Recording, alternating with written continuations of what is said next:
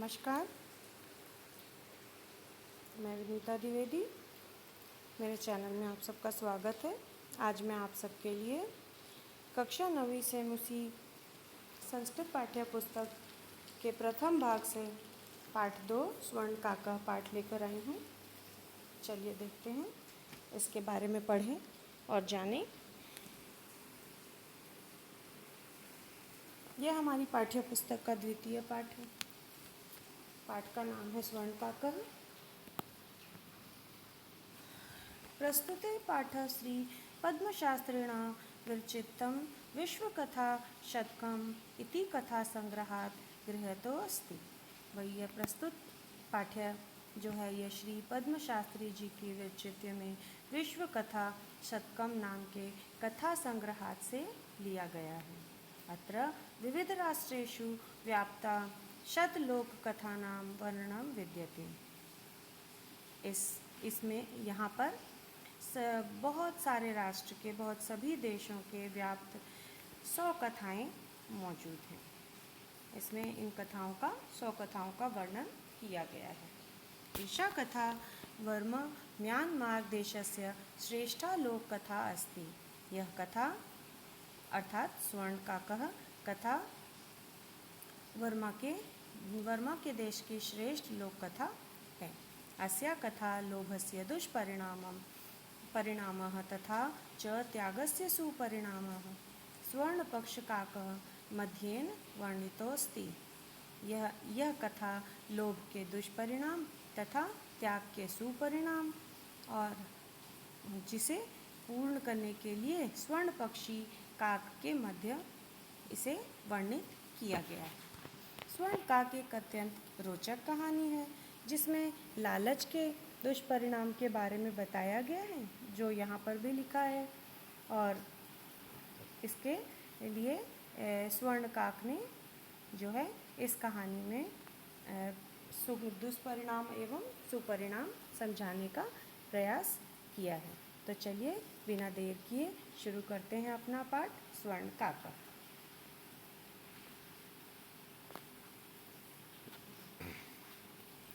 पुरा कश्चित् ग्रामे एका निर्धना वृद्धा स्त्री न्यवसत। प्राचीन समय में किसी एक गांव में एक गरीब बूढ़ी औरत निवास करती थी। तस्या च एका दुहिता विनम्रा मनोहरा च आसीत्। वही उसकी एक पुत्री, दुहिता यानी पुत्री, जो कि विनम्र और मनोहर थी। च आसीत्, च प्लस आसीत्। एकदा माता स्थाल्या तांडुलान निश्चित पुत्रीन आदिश्यत। एक बार माता ने थाली में चावल को रखकर पुत्री को आदेश दिया। सूर्य तपे तंडुलाम खगेभ्यो रक्ष, यानी सूर्य की तपन में चावलों की पक्षियों से रक्षा करना। तंडुल अर्थात चावल, पक्षेभ्यो यह विभक्ति में आएगा। विभक्ति आप देखिएगा चतुर्थी एवं पंचमी विभक्ति में आएगा। किंचित कालांतरम एको विचित्र काकः समुड्य तस्या समीपम आगच्छत। देखिए इस शब्द की संधि में बता रही हूँ। किम प्लस चित प्लस कालात प्लस अनंतरम। किंचित कालाद अनंतरम अर्थात किम प्लस चित प्लस कालात प्लस अनंतरम, यानी कि कुछ ही समय के पश्चात। इस शब्द का अर्थ होता है कुछ ही समय के पश्चात एक विचित्र कौवा उड़कर उसके समीप आया। आगे इस कहानी को देखते हैं। नेत्रादिश न प्लस एतादृश, इसका अर्थ होता है इस प्रकार का। स्वर्ण पक्ष रजत चक्षु स्वर्ण काकस्यता पूर्व दृष्ट। इस प्रकार का स्वर्ण पक्षी, चांदी की चोंच वाला सोने का कौवा पहले नहीं देखा है। तम तंडुलान खादंतम हसंतम च विलोक्य बालिका रोदितो मारभ्य। उसको अर्थात कौए को, तम शब्द उसको अर्थात कौए को चावल खाते और हंसते देखकर बालिका ने रोना शुरू कर दिया। तम निवारयन्ती सा प्रार्थयत भाई, अब आगे उसे वहाँ से चावलों से दूर हटाते हुए बालिका ने प्रार्थना की। यहाँ पर बालिका शब्द के लिए सा शब्द का प्रयोग किया है और मैंने उसे आपको बताया कि बालिका ने क्या कहा। बालिका ने तंडुलान माँ भक्ष्य, चावलों को मत खाओ। माता मदीया माता अतीव निर्धना वर्तते, मेरी माता अत्यंत निर्धन है। स्वर्ण पक्ष काक प्रवोच्य माँ चुच्छ, अर्थात सोने के पंख वाला कौआ बोला शोक मत करो। सूर्योदयात् प्राज्ञ ग्रामद बहिः पीपल वृक्ष मनु त्वया आगंतव्यम। इसका अर्थ है बेटा, सबसे पहले देखिए संधि में सूर्योदयात् प्राग, सूर्योदयात यानी सूर्य उदय से पूर्व, प्राग के शब्द का अर्थ होता है पूर्व। सूर्योदया प्राग, यहाँ पर ग लिखा है लेकिन संधि में आएगा तो ये पहला अक्षर बन जाएगा। ग्रामत बही यानी ग्रामात प्लस बही, गांव से बाहर। पीपल वृक्ष मनु अर्थात पीपल वृक्ष के नीचे, त्वम आगंतव्यम तुम आ जाना। अहम तुभ्यम तंडुलम मूल्यम दास्यामि, मैं तुम्हें तंडुल अर्थात चावलों का मूल्य दे दूंगा। प्रहर्षिता बालिका निद्राम अपि न लेभे, बालिका इतनी प्रसन्न हुई उस कौए की बात को सुनकर, स्वर्ण काक की बात को सुनकर कि उसे नींद भी नहीं आई, अर्थात उसने नींद भी नहीं ली रात को और सूर्योदय की प्रतीक्षा करती रही। अगली पैराग्राफ पर आते हैं। सूर्योदयात् पूर्व में सात्रयो उपस्थिता, सूर्योदय से पहले ही वह वहाँ उपस्थित हो गई। वृक्षोस्परि विलोक्य सा च आश्चर्यचकिता सज्जता, वृक्ष के ऊपर देखकर वह आश्चर्यचकित हो गई। यत तत्र शब्द के लिए क्योंकि कहा गया है, क्योंकि स्वर्णमयम प्रासादो वर्तते, वहाँ पर स्वर्ण महल था। प्रासाद अर्थात महल। यदा काकः शयित्वा प्रबुद्ध तदा तेन स्वर्ण गवाक्षात् कथितम, जब कौआ सोकर उठा, यहाँ पर शब्द है प्रबुद्ध प्लस तदा, इन शब्दों को मिलाया गया है, इनकी मैंने संधि आपको बता दी, प्रबुद्ध प्लस तदा। तो इसका अर्थ होता है कि सोकर उसने खिड़की से बाहर स्वर्ण गवाक्षात कथित, उसने सोने की खिड़की से कहा। हयो बाले, हे लड़की, हे बालिका, त्वम आगता, तुम आ गई, तिष्ठ, ठहरो, अहम त्वकृते सोपानम अवतरयामि, मैं तुम्हारे लिए सोपान अर्थात सीढ़ी उतारता हूँ।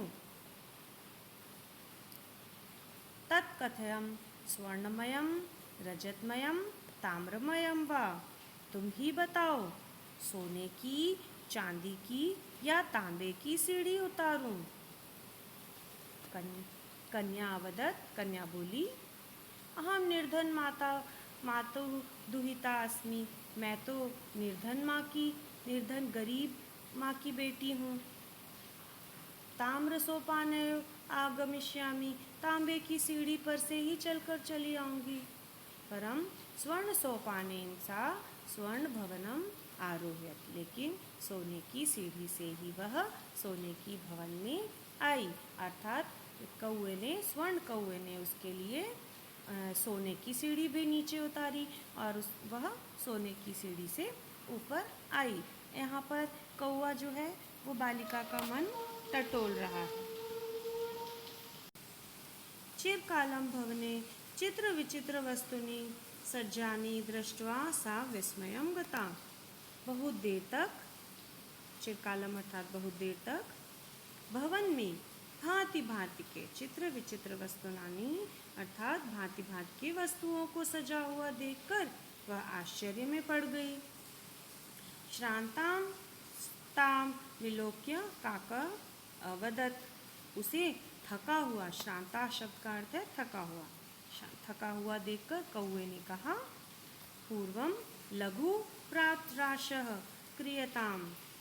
इसका अर्थ होता है लघु प्रातराशः अर्थात थोड़ा नाश्ता। ठीक है, लघु यानी थोड़ा और प्रातः यानी सुबह, राशम यानी थोड़ा सा सुबह का कुछ भोजन करो। तो यहाँ पर कौवे ने कहा कि पहले थोड़ा नाश्ता कर लो। वद त्वं स्वर्णथाल्यां भोजनं करिष्यामि वा रजतथाल्यां उत ताम्रथाल्यां। वापस उसने उसी तरह के प्रश्न किए कि बताओ तुम सोने की थाली में भोजन करोगी या चांदी की थाली में या तांबे की थाली में भोजन करोगी। बालिका अवदत, भाई बालिका वापस बोली, ताम्रथाल्याम एव अहम निर्धना भोजनम करिष्यामि। बालिका ने कहने लगी तांबे की थाली में ही मैं गरीब भोजन करूंगी। तदा सा आश्चर्यचकित सज्जता यदा स्वर्णकाकेन स्वर्णथाल्या भोजनम परिशेतम। फिर वह कन्या आश्चर्यचकित हो गई जब स्वर्णकाक ने सोने की थाली में भोजन परोसा। न एतादृशम स्वादु भोजनम वाद्यवधि बालिका खादितवती। इतना स्वादिष्ट भोजन बालिका ने आज तक नहीं खाया था। अहमपि इच्छामि काको अवदत बालिके अहमपि इच्छामि। तो कौवे ने कहा कि बालिका मेरी इच्छा है कि यत त्वं सर्वदा अत्र तिष्ठ परं त्वं माता तो एकाकी वर्तते। मेरी इच्छा है कि तुम हमेशा के लिए यहाँ रह जाओ, लेकिन तुम्हारी माता भी अकेली हैं। तुम शीघ्रमेव स्वगृहं गच्छ, तुम जल्दी ही अपने घर चली जाओ। अगली पैराग्राफ पर आ गए। एक तो उक्तवान काकः कक्षाभ्यंतरम तिस्र मंजुषाः निसर्या ताम प्रवदत। ऐसा कहकर कौवा कक्ष के भीतर से, कक्षाभ्यंतरम अर्थात कक्ष के भीतर से, तिस्र यानी 3 मंजुषात यानी पेटिका, हम ब्रैकेट भी जानते हैं लेकिन यहाँ पर पेटिका शब्द के लिए प्रयोग किया गया है, निकालकर उससे बोला, बालिके यथेच्छम ग्रहणात् मंजुकाशम, जो इच्छा हो ग्रहण कर लो एक पेटी को। लघुताम मंजुषाम प्रगृहा बालिकया कथितम इयत एव मदीयतान तंडुलान मूल्यम। सबसे छोटी पेटिका को लेकर बालिका ने कहा, मेरे चावलों का मूल्य बस इतना ही है। गृहमागत्य तया मंजुषात समुद्घटिता। घर आकर उसने पेटिका को खोला। तस्या महाहारिणी हीरकार्णी विलोक्य सा प्रहर्षिता तदिन्न ध्वनिका च सज्जात। घर आकर जब उसने पेटी को खोला तो उसमें बहुमूल्य महाहर्णिक अर्थात बहुमूल्य हीरे मोती देखकर, विलोक्य अर्थात देखकर, प्रहर्षिता यानी वह बहुत प्रसन्न हो गई। दिनात धनिका, इस शब्द का अर्थ देखें, मैंने वापस से संधि में बताया, तत् प्लस दिनात प्लस धनिका। उस दिन से, इसका अर्थ है उस दिन से वह बालिका भी धनवान हो गई। और ये पैराग्राफ, अगले पैराग्राफ पर आए। तस्मिन्नेव ग्रामे एका अपरा लुब्धा वृद्धा न्यस्वत। उसी गांव में एक दूसरी लालची बूढ़ी स्त्री भी निवास करती थी। तस्यापि एका पुत्री आसीत्। उसकी भी एक पुत्री थी। ईर्ष्या स तस्य स्वर्णकाकस्य रहस्यं ज्ञातवती। ईर्ष्यावश उसने उस स्वर्णकाक के रहस्य को पता कर लिया। सूर्यतपे तण्डुलान् निरीक्ष्य तथापि स्वसुता रक्षार्थ नियुक्ता। सूर्य की धूप में चावलों को फैलाकर उसने भी अपनी पुत्री को चावलों की रक्षा के लिए कह दिया। तदेव स्वर्णकाका तण्डुलान् भक्षम तामपि तत्रैव कार्यत। इस बार भी उसी प्रकार सोने के पंख वाले कौवे ने चावलों को खाते हुए उसे भी वहीं पर बुला लिया। काकौ यहाँ पर प्राप्तस्तत्र गत्वा सा काकम निर्भक्ष्यति प्रव्यक्य। यहाँ पर जो है प्रातस्त्र गत्वा सा काकम निर्भक्ष्यति प्रवोचित। हो नीच काकः। सुबह जाकर, प्रातस्त्र अर्थात सुबह जाकर, वहाँ वह बालिका कौवे की निंदा करते हुए बोली, हे नीच कौवे, अहम आगता महम्य तण्डुलां मूल्यं प्रक्ष। मैं आ गई, मेरे चावलों का मूल्य दो। काकौ व्रत अहम त्वकृते सोपानम अवतारयामि। मैं तुम्हारे लिए सोपान अर्थात सीढ़ी उतारता हूँ। तब कथ्य स्वर्णमयम रजतमयम ताम्रमयम वा। तुम ही बताओ, तुम्हारे लिए सोने की सीढ़ी या चांदी की सीढ़ी या फिर तांबे की सीढ़ी उतारूं। गर्विता बालिका प्रयोक्तम, यानी घमंडी बालिका, गर्विता अर्थात घमंडी बालिका बोली, स्वर्णेन सोपानेन अहम आगच्छामि। मैं तो सोने की सीढ़ी से ही आऊंगी। परम स्वर्णकाक सकृते स्वकृते ताम्रमयम सोपानमेव प्रयक्षत। लेकिन स्वर्णकाक ने उसके लिए तांबे की सीढ़ी ही उतारी। स्वर्णकाक भोजनमपि ताम्र भोजने एव अकार्यत। और उसके लिए सोने के उसके लिए भोजन में भी तांबे के बर्तन में ही उसे भोजन परोसा गए। अब आगे देखें। इस बार कौवे ने उससे पूछा भी नहीं कि उसे किसमें भोजन करना है। अब आगे देखिए। प्रतिनिवृत्त काले स्वर्णकाकेन कक्षाभ्यंतरम तिस्रमंजुषात् तत्पुरम समोक्षयुक्ता। वापस लौटते समय स्वर्णकाक ने कक्ष के भीतर से 3 पेटिका लाकर उसके सामने रख दी। लोभाविष्टा सा बृहत्तम मंजुषात् गृहीतवती। लालच के वशीभूत वह सबसे बड़ी पेटिका को लेकर चली गई। गृहमागत सा तर्षिता यावत् मंजुषाद्मो घायति तावत् तस्यां भीषणं कृष्ण सर्पो विलोकित। घर आकर वह व्याकुल बालिका ने, व्याकुल अर्थात उसे नहीं पता था उसके अंदर क्या है, इसलिए वह व्याकुल थी। बालिका ने जैसे ही पेटिका को खोला वैसे ही उसमें भयंकर काले सर्पों को देखा। लुब्धा बालिकाया लोभस्य फलम प्राप्तम। लालची बालिका को उसके लालच का फल प्राप्त हुआ। तदंतरम सा लोभम पर्यंत्यज।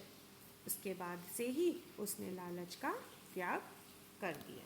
और इस प्रकार हमने जाना कि लालच का परिणाम बहुत ही बुरा होता है और यही इस कहानी में भी समझाया गया है।